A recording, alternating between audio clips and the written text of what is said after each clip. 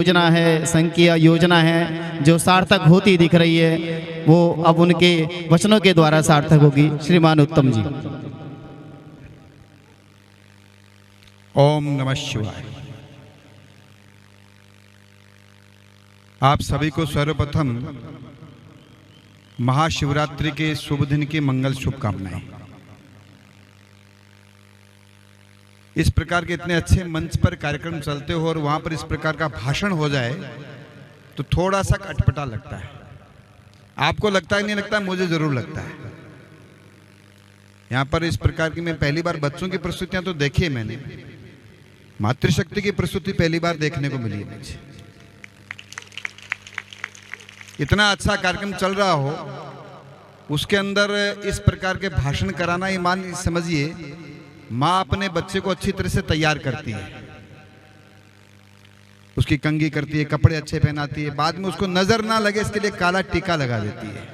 ऐसा देखा है ना, करा है कई माताओं ने। तो ये मेरा जो भाषण इसको काला टीका समझ करके आप सुन लेना।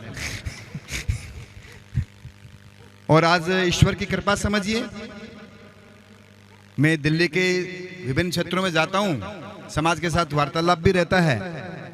तो एक डॉक्टर से बातचीत हो रही थी, वो कह रहे हैं भाई साहब कोलेस्ट्रॉल और विटामिन डी की कमी दिल्ली में सबके पास में, तो आज भगवान की कृपा से आपको विटामिन डी भी मिल रहा है। अच्छी तरह से इसका उपयोग कर सकते हैं। घरों में रहते हैं, पैक रहते हैं, विटामिन डी मिलता कहाँ है? तो अवसर मिला, इसका भी पूरा लाभ हम लेंगे। मैं भी आने से पहले कार्यकर्ताओं से बात कर रहा था, मुझे बोलना क्या है, इतना अच्छा कार्यक्रम चल रहा है, क्यों भाषण करवा रहे हो? बोले नहीं भाई साहब, कुछ इस हिंदू सम्मेलन का उद्देश्य क्या है, इसके बारे में बातचीत तो करनी चाहिए। तो सबसे पहले मैं बातचीत प्रारंभ करूं, उससे पहले भगवान शंकर की एक जरूर हम चर्चा करेंगे। आज का शुभ दिन हम सबको मालूम है, कौन सा दिन है? क्या हुआ था आज के दिन? भगवान शंकर का हैप्पी बर्थडे। तो विवाह, बहुत अच्छा, गौरी शंकर भगवान की आज। तो सामान्यतः व्यक्ति जब इस प्रकार का संबंध जोड़ता है तो क्या सोचता है, क्या देखता है? तो ऐसा बताते हैं कि शंकर बाल रूप में पार्वती के पास में गए और जाकर के कहा, तू कहां उसके चक्कर में पड़ रही है? कन्या वरीयते रूपम, लड़की सामान्यतः रूप को देखती है, ये स्वभाव होता है, चाहे लड़का हो चाहे लड़की हो, रूप को ही देखते हैं। पिता वित्तम, पिताजी जो होते हैं सामने वाले के पास धन संपत्ति प्रॉपर्टी कितनी है, जो लड़का मैं देख रहा हूं उसका पैकेज कितना है। और मां अपने दामाद को देखती है, मेरा दामाद कैसा है।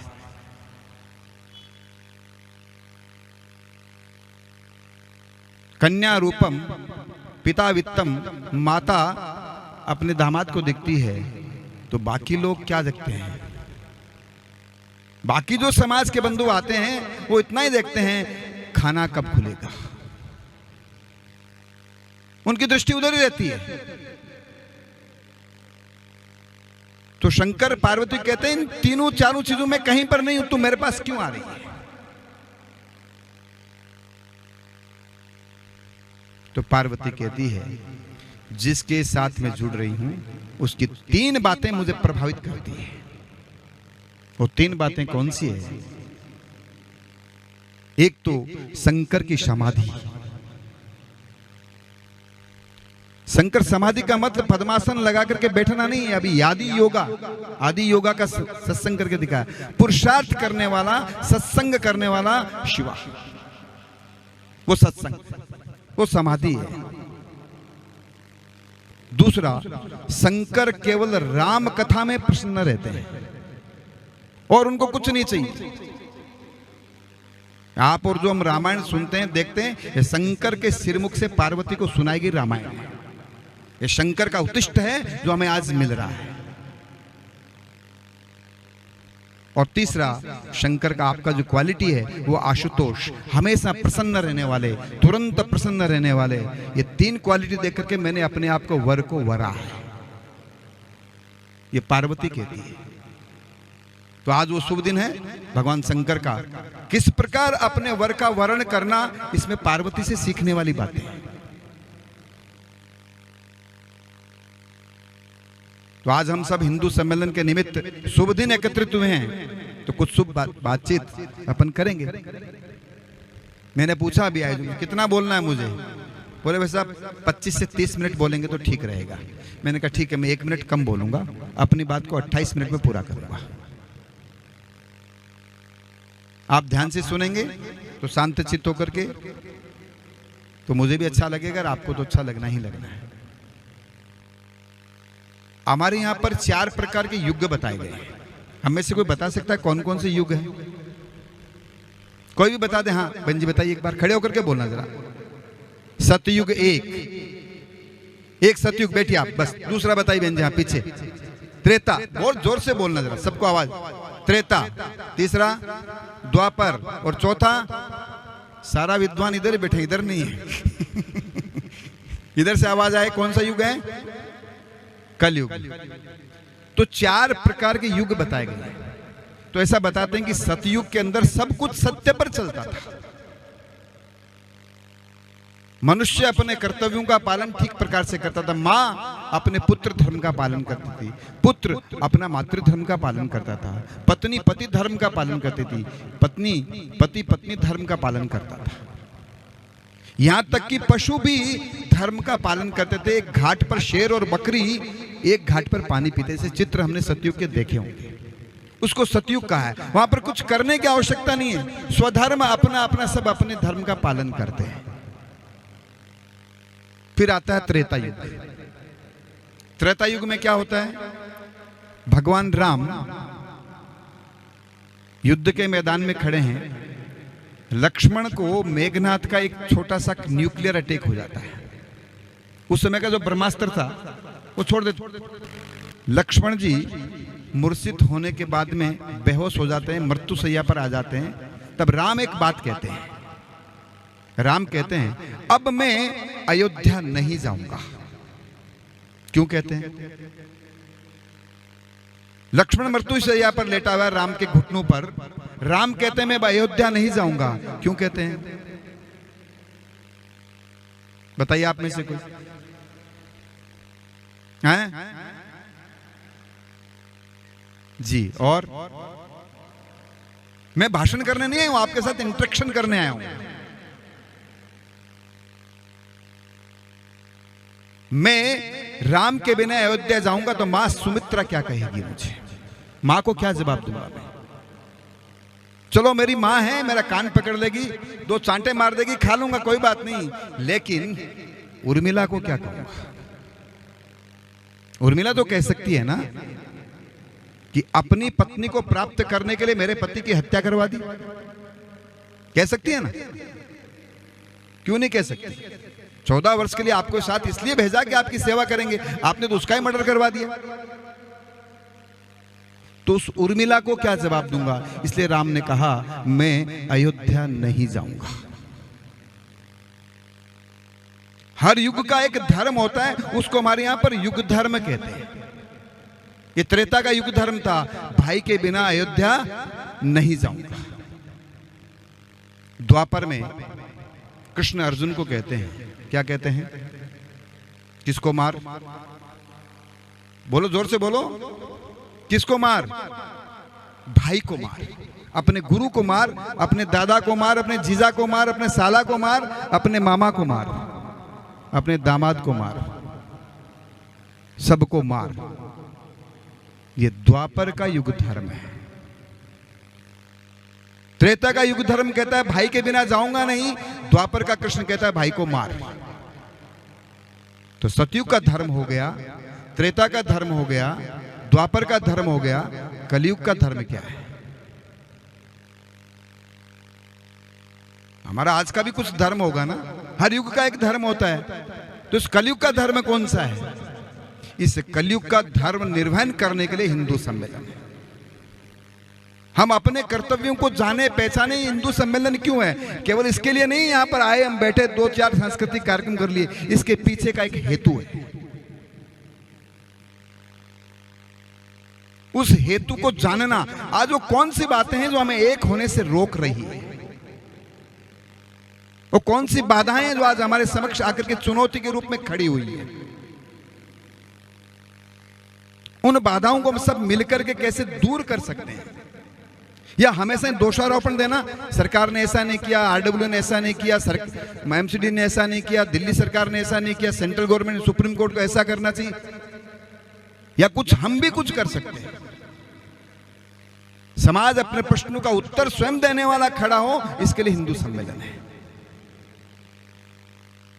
पूरी दिल्ली में ऐसे 1800 कार्यक्रम होने हैं और आज सायंकाल तक, मैं बता रहा था, आज सायंकाल तक 1500 से अधिक कार्यक्रम संपन्न हो जाएंगे। एक एक सेक्टर में इस प्रकार, एक एक बस्ती में इस प्रकार के कार्यक्रम हो रहे हैं। आज कौन सी बातें हमें एक होने से रोक रही है? आज भी भाषा के नाम पर हमें तोड़ने का प्रयत्न किया जाता है। तुम उत्तरवासी, मैं दक्षिणवासी, तुम बंगाल से, मैं केरला से, तुम हरियाणा के, मैं गुजरात का। आज भी भाषा और प्रांत के नाम पर हमें एक करने का, अलग अलग करने का प्रयास चल रहा है। आज के रूप की बड़ी समस्या है। ऐसा बताते हैं कि व्यक्ति जो कर्म करता है उसके पीछे के 5 कारण होते हैं। गीता में भगवान 5 कारण बताए। वो 5 कारण कौन से हैं? व्यक्ति काम कब करेगा? जब उसको किसी चीज की आवश्यकता होगी तो काम करेगा। मुझे प्यास लगी है तो मैं पानी के लिए प्रयत्न करूंगा, काम करूंगा, गिलास उठाऊंगा, आरओ में से पानी निकालूंगा, मटकी में कुछ काम करूंगा। आवश्यकता भी, मुझे प्यास लगी, मुझे आवश्यकता है मेरे परिवार का लालन पालन मुझे करना है, तो मैं नौकरी करूंगा, फैक्ट्री चलाऊंगा, दुकान करूंगा, ऑफिस में जाऊंगा, कहीं और जॉब करने बाहर विदेश जाऊंगा। क्यों? मेरे परिवार की आवश्यकता है। तो पहला काम व्यक्ति कब करता है? जब उसको परिवार की आवश्यकता होती है तब करता है। दूसरा, जब कोई सामने समस्या आती है तब काम करता है। समस्या क्या है? मैं कार से ऑफिस जाता हूं, घर पर अपने सामने आकर फ्लैट में उतरता हूं, ड्राइवर दरवाजा खोलता है। मैं मंदिर जाता हूं तो कार या स्कूटर से जाता हूं, थोड़ा सा मार्केट जाता हूं तो कार या स्कूटर से जाता हूं। पैदल चलने का मेरा काम ही नहीं है। यार मित्र कहते हैं चलो इवनिंग वॉक में चलते हैं, मॉर्निंग वॉक में, नहीं कार से चलते हैं, जरा वहां कार इतना लंबा नहीं चला जाता मेरे से। लेकिन वही व्यक्ति जो खड़ा और पीछे से कुत्ता भौंकता हुआ आ जाए, क्या करेगा? वो भागेगा कि रुकेगा?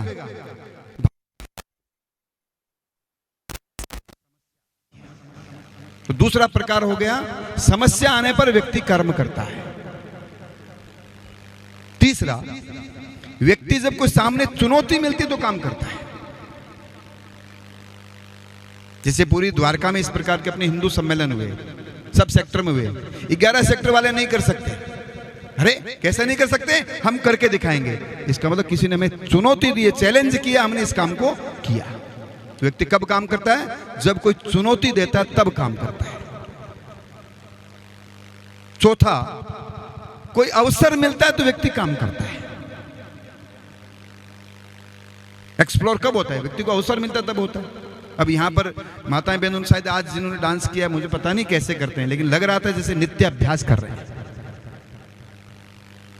अवसर मिला, हो सकता है 10 साल के बाद, 15 साल के बाद स्टेज पर परफॉर्मेंस, विद्यार्थी जीवन के बाद अब आए होंगे, पहली बार आए होंगे, लेकिन अवसर मिला तो प्रस्तुति दी। तो व्यक्ति कब काम करता है? जब अवसर मिलता है तो प्रतिभा दिखाता है। और पांचवी और अंतिम बात, जब संभावनाएं दिखती है तब व्यक्ति काम करता है। आज अगर हम ये हिंदू सम्मेलन करेंगे तो आने वाली संतति, जैन जी हमारी ट्रैक सही दिशा में जाएगी। ये हमें काम करना चाहिए, इसके लिए हमने हिंदू सम्मेलन किया। इसका मतलब हमें संभावनाएं दिख रही है। ये 5 बातें मैंने बताई, आवश्यकता, समस्या, चुनौती, अवसर और संभावनाएं। इसमें से हिंदू सम्मेलन कहां दिख रहा है आपको? आज की आवश्यकता है कि नहीं है? समस्या है कि नहीं हमारे सामने? अनेक होते हुए भी अनेक हैं, एक नहीं हो पा रहे। देश में बहुसंख्यक होते हुए भी आज हमें हिंदू समाज को एकत्रित करना पड़ता है। हिंदू समाज संगठित रहना चाहिए। जैसे कोई परिवार का मुखिया कहता है मैं अपने घर को एक रखने का काम करता हूं, अरे परिवार का मुखिया अपने घर को भी एक करना, ये भी एक समस्या है। तो आज हिंदू समाज की समस्या है संगठित होकर सब एक दिशा में मिलकर के बैठ करके विचार करने वाले स्थानीय स्तर पर समाज खड़ा होना चाहिए, लोकल लेवल पर। और तीसरा चुनौती, चुनौती कौन सी है? व्यक्ति जब कमाना आसान है लेकिन कमाए को टिका कर रखना बड़ा मुश्किल है। कौन बनेगा करोड़पति के अंदर एक उड़ीसा का एक चाय वाला की लगी थी, 1 करोड़ रुपए आए थे, 2011-12 की बात है। अमिताभ बच्चन ने उसको दिए तो बोले क्या करेगा, तो उसने बड़े बड़े सपने दिखाए, 1 करोड़ मिलेंगे, मैं ये करूंगा वो करूंगा। लेकिन वो लॉटरी के पैसे हैं, 1 करोड़ में से उसको बताते हैं 70 लाख रुपए मिले। 70 लाख मिलने के बाद में यार दोस्त पहुंच गए, यार अब तो पार्टी बनती है, तो 5-10 लाख उससे खर्च करवा दिए। फिर परिवार के रिश्तेदार आ गए, चलो कहीं घूमने चलना चाहिए, इतने रुपए तेरे पास आए, तो तीर्थ यात्राएं घुमा करके कहीं मिजोरम, इम्फाल, मणिपुर सब जगह घुमा करके सबको ले आया, साउथ गया, नॉर्थ गया, वैष्णो देवी गया, पैसे खत्म हो गए। आज भी वो चाय की दुकान चला रहा है। इसका अर्थ क्या हुआ?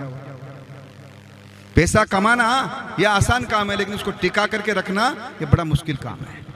तो विजय तो आ रही चारों तरफ से, धारा 370 हट गई, देश विश्व के अंदर आज सबसे नंबर 1 पर है, सबसे अधिक जीडीपी अपने भारत की है, भारत को सब सम्मान की दृष्टि से देखते हैं, सड़कों का जाल बिछा हुआ है, राम मंदिर बन गया है और पता नहीं कौन कौन से मंदिर हमारी इन आंखों के सामने बनने वाले हैं। ये सब बन तो रहे हैं, इन बने हुई विरासत को संभालने वाली शक्ति कौन सी है? विजय को संभालने वाली शक्ति होनी चाहिए कि नहीं होनी चाहिए? एक व्यक्ति के 1 करोड़ की लॉटरी, वो हार्ट का पेशेंट था, उसके दोस्त ने लॉटरी ली थी। पहले लॉटरियां मिलती थी ना, मणिपुर लॉटरी, सिक्किम लॉटरी, छाते में उल्टे लटका करके बस अड्डे पर मिलती थी, अब तो मिलती नहीं, बंद हो गई सर। मैंने भी एक बार ली थी, निकली नहीं मेरी। तो लॉटरी की टिकट उसके निकल गई। उसके दोस्त ने कहा कोई बात नहीं, 2 रुपए की टिकट है, तू ले ले। उसके 1 करोड़ की लॉटरी निकल गई। उसको पता लगा मेरा दोस्त तो हार्ट का पेशेंट है, इसको अगर पता लग जाएगा कि तेरी लॉटरी निकली तो हो सकता है इसका क्या हो जाएगा, हार्ट फेल हो जाएगा। एक मनोचिकित्सक के पास गया जो मन को पढ़ करके बात करता है, साइको बोलता है। मेरा एक दोस्त है, उसके 1 करोड़ की लॉटरी लगी, आप उसको संभाल लोगे? बोले हाँ, 500 रुपए फीस है मेरी, मैं संभाल लूंगा। बोले ठीक है। बोले ले आओ। बोले प्रभु दयाल क्या करते हो? बोले मैं साइकिल से इस प्रकार ये नमकीन पाउच पैकेट होते ना, ये दशरथपुरी में बेचता हूं। पास में दशरथपुरी पड़ती है, क्या पड़ता है आपके? राजापुरी पड़ती है, दोनों में पड़ती है। तो मैं दशरथपुरी के अंदर ही बेचता हूँ। बोले बहुत अच्छा, कितना कमा लेते हो? बोले 50-60 रुपए दिन के कमा लेता हूँ। बोले बहुत सुंदर। बोले प्रभु दयाल, मैं तेरे को अगर 1 लाख रुपए दूं तो तू क्या करेगा? कौन कह रहा है? डॉक्टर। बोले 1 करोड़ दोगे तो डॉक्टर साहब मैं साइकिल से जाता हूँ, एक विकिया स्कूटी ले आऊंगा, हीरो बाइक ले आऊंगा, उस पर सामान रख के थोड़ा ज्यादा दूर तक चल दूंगा, सप्लाई और बढ़ा दूंगा अपनी। बोले बहुत अच्छा। मैं अगर तेरे को 10 लाख रुपए दूंगा तो क्या करेगा? 10 लाख दोगे तो डिस्ट्रीब्यूटरशिप और बढ़ा लेंगे, थोड़ा काम और बड़ा कर लेंगे। बोले बहुत अच्छा। मैं अगर तेरे को 25 लाख दूंगा तो क्या करेगा? बोले 25 लाख दोगे तो होलसेल डिपो बना लेंगे, दुकान करके बैठ जाएंगे, बंद कर देंगे घूमना फिरना, स्टाफ रख लेंगे, एजेंसियां ले लेंगे 2-3 बड़ी बड़ी कंपनियों की। बोले बहुत अच्छा। मैं अगर तेरे को 50 लाख दूंगा तो क्या करेगा? बोले डॉक्टर साहब अगर 50 लाख रुपए आप दोगे तो मैं बिटिया सयानी हो रही उसकी शादी कर दूंगा, अपनी मकान जरा 25-30 गज का उसको थोड़ा बड़ा बना लूंगा, 2-3 फ्लोर बना लूंगा, बच्चा भी ये बड़े हो गए तो उनके रहने की व्यवस्था ठीक हो जाएगी। बोले बहुत अच्छा। डॉक्टर को क्या लगा? इसका हार्ट बीट 50 लाख तक तो ओके, कोई दिक्कत नहीं है, तो अंतिम पासा फेंक देते हैं। डॉक्टर ने कहा प्रभु दयाल, मैं अगर तेरे को 1 करोड़ रुपए दूं तो क्या करेगा? बोले 1 करोड़ रुपए अगर आप मुझे दोगे तो डॉक्टर साहब मैं आपके पास 15 मिनट से आया हुआ हूं, आपने 100 का नोट मुझे दिखाया नहीं है, बातें आप करोड़ों की कर रहे हो, अगर मुझे 1 करोड़ मिल गए तो आधे पैसे आपको दे दूंगा। इतना सुनते ही डॉक्टर साहब का, ये सुनते ही डॉक्टर साहब का हार्ट फेल। कहां 500 रुपए मिल रहे थे, कहां 50 लाख मिल रहे हैं।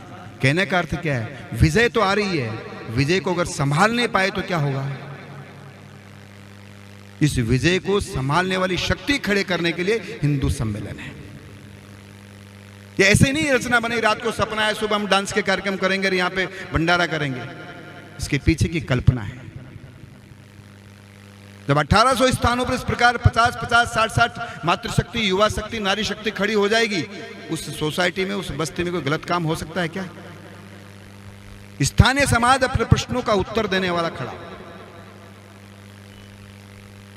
ये सम्मेलन इसकी शुरुआत है। ऐसी कौन सी बातें हैं जो आज हमें एक होने से रोक रही है? उन 5 बातों को लेकर संघ समाज के समक्ष आज जा रहा है। उनको नाम दिया पंच परिवर्तन। आज परिवार के अंदर कौन सी बातें हैं? सब कुछ जानते हैं लेकिन अपनों को नहीं जानते हैं। हमारे परिवार की एक अच्छी बात हमारे दादाजी करते थे, दादाजी के पिताजी करते थे, दादाजी की माताजी करते थे। ऐसी कौन सी एक बात है जो आज हमारे बच्चों को मालूम है? हमारे घर में दादाजी से प्रारंभ हुआ, 100 साल का हमारा परिवार, दादाजी के पिताजी से किसी घर में किसी ने शराब नहीं पी। ये हमारे घर की विशेषता है। गर्व से कह सकते हैं ना। लेकिन बच्चा कॉलेज गया, यार दोस्तों ने कहा अरे यार आज एक पार्टी है, एक पार्टी में चलते हैं, कोई बात नहीं, क्या फर्क पड़ता है, एक पैक सिंगल लगाना है, कौन सा हो रहा है? अरे नहीं नहीं मैं नहीं पीता, नहीं नहीं कुछ नहीं होता, चल रहा मेरे नाम पे यार, तेरा फ्रेंड हो फास्ट, एक घूंट ले लिया। 100 साल की चली आ रही परंपरा 100 सेकंड के अंदर ध्वस्त हो गई। तो परंपरा कौन सी हमारे परिवार की? तो जब तक हम आने वाली पीढ़ी को बताएंगे नहीं, उनको पता कैसे लगेगा? हमने विश्व को तो जान लिया लेकिन अपनों को नहीं जाना। हम में से मैं पूछता हूं जरा, माइकल जैक्सन को कौन कौन जानते हैं? हम में से जरा हाथ खड़ा करिए। अरे वाह, इधर वाले कम जानते हैं या धूप में दिखता नहीं। हाँ, एक बार पूरा माइकल जैक्सन को जानते हैं। अरे वाह, बहुत अच्छा। कौन था? कोई एक जना बता दे, माइकल जैक्सन कौन था? कोई एक बता दे खड़े होकर के। पॉप डांसर था, एक सिंगर था, एक डांसर था। ऐसा बताते हैं कि हर शो के बाद में अपनी कॉस्मेटिक सर्जरी करवाता था, हर अपने परफॉर्मेंस के बाद में अपनी सर्जरी कराता था। और कलकत्ते के अंदर 1987 में वो आया था। मैं उस समय कलकत्ते में नया पढ़ाई करने के लिए गया था और मैं नौकरी भी करता था। उसकी टिकट थी 1 लाख रुपए। कब? 1987 में प्रेम जी, 1 लाख रुपए। और मेरी तनख्वाह थी उस समय, सैलरी जो थी 350 रुपए। पहली नौकरी थी मेरी। कल्पना करिए 1 लाख की वैल्यू कितनी होगी। वहां पर लाइन लगी हुई थी, 1 लाख रुपए देकर लोग एंट्री करने के लिए लाइन में लगे हुए थे। ये था माइकल जैक्सन का क्रेज। क्या था वो? सिंगर था, एक डांसर था। और ऐसा बताते हैं कि जब वो मरा तो उसकी बॉडी के अंदर कीड़े पड़ गए थे। गूगल सर्च कर लेना, उसकी बॉडी के अंदर कीड़े पड़ गए थे। एक हमारे देश में एक डांसर सिंगर हुई है, मीरा। कौन कौन जानते हैं? वो क्या थी? वो सिंगर थी, वो भी डांसर थी, गली गली गाती थी, गली गली नाचती थी। मीरा ने 4000 पद लिखे हैं। मेरो तो गिरधर गोपाल दूसरो न कोई, ऐसे वर को क्या वरूं जो जन्मे और मर जाए, ऐसे वर को मरूं जरा मेरा चुड़ला अमर हो जाए। वो मीरा मरी नहीं, वो मेरा सह शरीर भगवान में समा गई। 3 हमारे यहाँ पे ऐसे ऋषि मुनि हुए हैं जिनकी डेट ऑफ डेथ मालूम नहीं किसी को, उनकी मृत्यु नहीं हुई। चैतन्य महाप्रभु, संत तुकाराम और मीरा, ये मरे नहीं है, भगवान इनको साक्षात आकर के लेकर के गए हैं। तो उस माइकल जैक्सन को तो जानते हैं, उस मीरा को कौन जानेगा? इसको हमने कहा स्व का बोध। अपनी भाषा को जानना, अपने तीर्थ को जानना, अपनी भाषा को जानना, अपने महापुरुषों को जानना, अपने वीरों को जानना, अपने वीरांगनाओं को जानना, उस स्व का बोध करना। छोटा सा निमंत्रण पत्र छपता है, इसके अंदर भी अंग्रेजी भाषा में श्री गणेशाय नमः SHREEGANSHIYANMH। क्या आवश्यकता है इसको लिखने की? अपनी भाषा पर गर्व होना चाहिए। बोले भाई साहब संस्कृत बड़ी टेढ़ी भाषा है, समझ में नहीं आती है। हम में से संस्कृत जो थोड़ा सा बोल लेते हैं, इसे पढ़ लेते हैं। अच्छा, संस्कृत में सरल भगवान का अध्याय प्रारंभ का करना। हम सुबह सुबह भगवान के सामने जाकर के क्या बोलते हैं? कुछ तो गुनगुनाते होंगे ना। मेरी प्रार्थना प्रारंभ संस्कृत से क्यों नहीं हो सकती? अपनी भाषा का गर्व होना चाहिए। क्राग्रे वस्ते लक्ष्मी करमध्ये सरस्वती करमूले तु गोविंदो प्रभाते कर दर्शनम। क्या प्रारंभ इसमें? 2 पंक्तियों का 4 छंद है इसके अंदर। ओम नमः शिवाय, ओम नमः शिवाय कौन सी भाषा में है ये? संस्कृत में। ओम भूर्भुवः स्वः तत्सवितुर्वरेण्यं कौन सी भाषा है? तमेव माता स पिता तमेव बंधु च सखा तमेव कौन सी भाषा है? हमारी वंदना संस्कृत में क्यों नहीं हो सकती? ये 4 बातें बोलनी है मुझे, भगवान की उपासना हो गई। तो अपनी भाषा का गर्व करना, अपने तीर्थों का गर्व करना, अपने महापुरुषों पर गर्व करना, अपने ग्रंथों पर गर्व करना। एक अद्भुत ग्रंथ है हमारे भारत के अंदर जिसको भगवान ने गीता कहा है। भगवान के गीत है। कितने अध्याय उसमें? 18। कितने दिन युद्ध चला? कितने श्लोक हैं? 700। देखिए हम हिंदू हैं, हमें अपने ग्रंथों की मौलिक जानकारी होनी चाहिए। जो पहलगाम में हमला हुआ था वहां पर उन्होंने आतंकवादियों ने कहा था क्या सुनाओ? कलमा सुनाइए। हमें कोई कहे आप अपने ग्रंथ की कुछ 2-4 बातें बताइए, आप गीता गीता करते हो, गीता के बारे में जानते क्या हो? हम इतना बता सकते हैं, भगवान कृष्ण के द्वारा किया गया, अर्जुन को सुनाया गया ग्रंथ है जिसके अंदर 18 अध्याय हैं और 700 श्लोक है। भगवान कृष्ण ने 574 श्लोक बोले हैं और सारा उपदेश दिया है। जब अर्जुन सब बातें सुनने के बाद भी मानने को तैयार नहीं है, क्या कहता है? कृष्ण को कहता है you are right but I don't agree with you. कौन कह रहा है? अर्जुन कह रहा है आप सही कह रहे हो लेकिन मैं आपसे सहमत नहीं हूं। बोले क्यों? बोले मुझे रेडिकलाइज राज तिलक नहीं चाहिए, ये खून खराबे वाला राज तिलक मुझे नहीं चाहिए। कृष्ण कहते नहीं, तू क्षत्रिय, तेरा धर्म है, स्वधर्म है, इनको मार। अपने कर्तव्यों का पालन करना ही धर्म हमारे यहां पर। जब नहीं मानता है तो 10 अध्याय के बाद में कृष्ण अपना विराट दिखाते हैं। विराट में क्या होता है? फिर अर्जुन के सारे संशय दूर हो जाते हैं। तो समाज जब अपनी बात को ठीक से नहीं सुनता है, नहीं समझ पाता है, तो क्या करना पड़ता है? समाज को विराट दिखाना पड़ता है। ऐसे 1800 स्थानों पर दिल्ली के विराट दिखाने के लिए ये हिंदू सम्मेलन है।